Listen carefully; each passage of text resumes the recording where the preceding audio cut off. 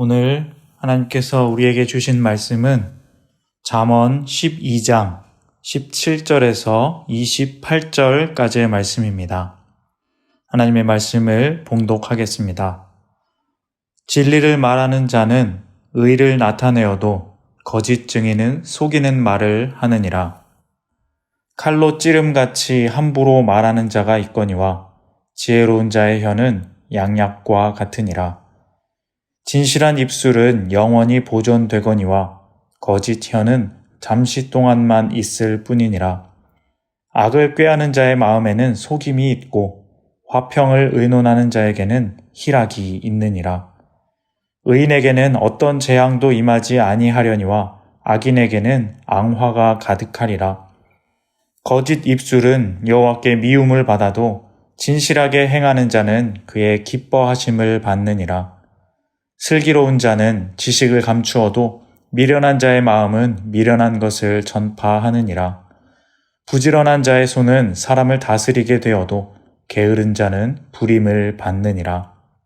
근심이 사람의 마음에 있으면 그것으로 번뇌하게 되나 선한 말은 그것을 즐겁게 하느니라.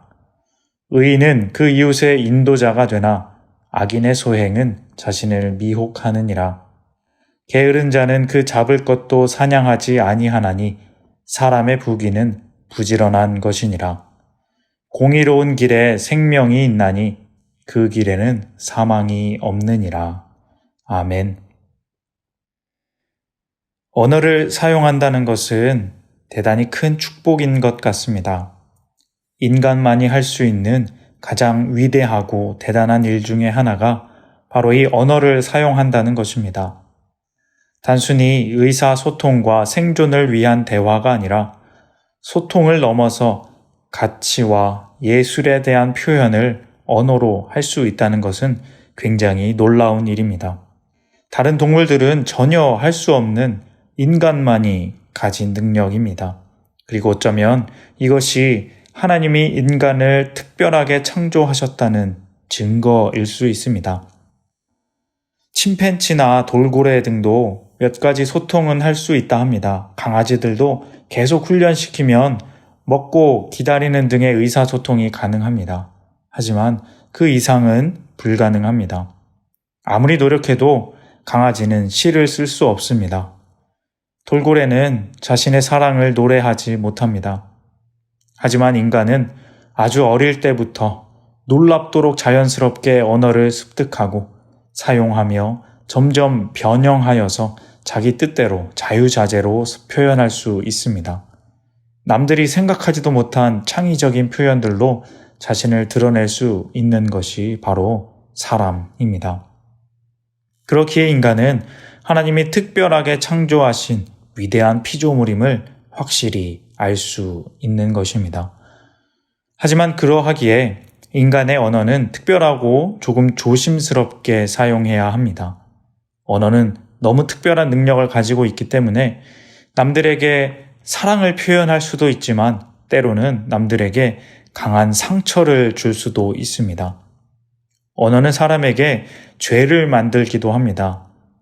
동물들은 무슨 말을 하고 어떤 나쁜 짓을 해도 그것을 죄라 하지는 않습니다. 심판받지 않습니다. 자기 부모를 죽여서 먹더라도 그것을 죄라 말하지는 않습니다. 그저 자연의 섭리라 하죠. 하지만 사람이 자기 부모에게 욕을 하고 나쁜 말을 해대면 그것은 죄가 됩니다. 심판을 받습니다. 언어를 사용할 수 있는 인간은 그렇기 때문에 도리가 생기게 되고 죄를 구분하고 판단하게 됩니다. 이 또한 하나님의 위대한 섭리하심이 아닌가 합니다. 그렇기 때문에 우리 사람은 하나님의 창조하신 섭리에 따라 이 언어를 분별하여 사용해야 합니다. 자유자재로 사용할 수 있는 만큼 잘만 사용하면 많은 사람들에게 덕이 되고 도움이 될 수 있는 장점이 있는 반면에 너무 험하게 사용하면 남에게 엄청난 해로움을 가할 수 있고 죽이기까지 할 수도 있는 그런 위험한 것이 이 언어, 우리의 입에서 나오는 말인 것입니다. 잠언의 저자는 그래서 오늘의 말씀을 통해 이 언어, 혀에 대한 바른 사용에 관하여 말씀하고 있습니다. 한 절씩 살펴보며 이 언어를 사용함에 있어서 우리가 주의해야 할 점에 대하여 생각해 보도록 하겠습니다. 먼저 17절 말씀입니다. 진리를 말하는 자는 의를 나타내어도 거짓 증인은 속이는 말을 하느니라. 오늘의 말씀은 계속해서 두 가지를 대조하며 말하고 있는데 그것은 진리를 말하는 자와 거짓을 말하는 자입니다. 진리를 말하는 자는 의를 나타내지만 거짓 증인은 속이는 말을 합니다. 진리와 거짓의 비교이죠. 그런데 18절 말씀을 보시면 칼로 찌름같이 함부로 말하는 자가 있거니와 지혜로운 자의 혀는 양약과 같으니라. 여기서는 조금 다른 표현을 합니다. 칼로 찌름같이 함부로 말하는 자, 그리고 지혜로운 자. 칼로 찌름 같다는 것은 남에게 이 칼로 찌르는 듯한 피해를 입히는 말을 함부로 한다는 것이겠죠. 그런 악한 말은 큰 아픔을 줄 수 있습니다. 그 반대의 말은 지혜로운 말입니다. 이 지혜로운 말은 남을 감싸 안아주고 위로하기 때문에 양약과 같이 사람의 마음을 낫게 해준다는 것입니다. 17절의 말보다 좀 더 실제적인 그런 말의 쓰임에 대해서 말하고 있습니다. 그런데 이러한 형식은 계속 반복되면서 같은 의미가 됩니다. 이 두 절씩을 보는데 진리를 말하는 말과 지혜로운 말은 같은 의미입니다. 그리고 앞에 거짓을 말하는 말과 칼로 찌르는 아픔을 주는 말도 같은 거라 볼 수 있습니다. 그러니까 진리의 말이 곧 남을 낫게 해주는 위로의 말이 되는 것이고 거짓말은 아픔을 주는 말이 되는 것입니다. 이러한 이 두 절의 내용은 계속해서 반복되어 나옵니다. 19절, 20절에 보시면 진실한 입술, 그리고 거짓 혀가 대조되고 20절에는 구체적으로 악을 꾀하는 자의 마음, 그리고 화평을 의논하는 자가 대조됩니다. 거짓말하는 혀에는 미움이 따라오고 또 앞에 진리를 말하면 뒤에 화평과 희락이 있게 된 것으로 연결할 수 있는 것입니다. 21절, 22절에도 비슷한 방식입니다. 21절에 의인, 즉 의를 행하고 말하는 자, 또 악인, 악을 말하는 자 이렇게 대조가 되고 22절에도 그와 대구가 되어서 거짓 입술, 진실하게 행하는 자 이렇게 나옵니다. 이것을 합쳐서 정리한다면 진실하게 행하는 의인은 하나님의 기뻐하심을 받아 어떤 재앙도 임하지 않고 또 거짓 입술로 말하는 악인은 여호와께 미움을 받아서 앙화, 어떤 안갚음으로 인한 화가 생긴다는 것입니다. 이런 식으로 오늘 본문 27절까지 이러한 비슷한 의미가 담긴 반복적인 표현이 나오고 있습니다. 그런데 23절부터는 조금씩 의미가 변합니다. 변한다기보다는 조금 발전되고 응용됩니다. 23절 말씀입니다. 슬기로운 자는 지식을 감추어도 미련한 자의 마음은 미련한 것을 전파하느니라. 진리를 알고 진리를 말하는 사람은 이제 슬기로운 자가 됩니다. 그리고 그렇지 않은 사람은 미련한 자입니다. 슬기로운 사람은 겸손히 자신의 지식을 자랑하지 않지만 미련한 사람은 시끄럽게 자신의 미련함을 전파하는 것입니다. 24절은 더 나아가서 부지런한 사람이 된다 합니다. 진리를 말하는 사람은 부지런한 사람이고 그렇지 않고 거짓을 말하는 사람은 게으른 사람이라는 것입니다. 또 25절은 근심이 있는 사람은 번뇌하는데 선한 말은 그것을 변화시키는 능력이 있다 합니다. 진리 안에 행하는 의인의 말은 이 근심도 변하게 하는 힘이 있습니다.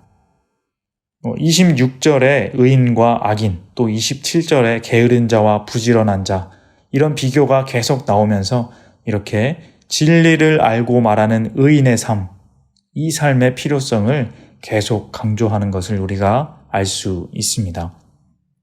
여기서 한번 오늘 본문을 종합적으로 보며 생각해 봅니다. 진리를 알고 그 안에서 말하는 것이 얼마나 귀중한 것인가를 오늘 본문이 강조합니다.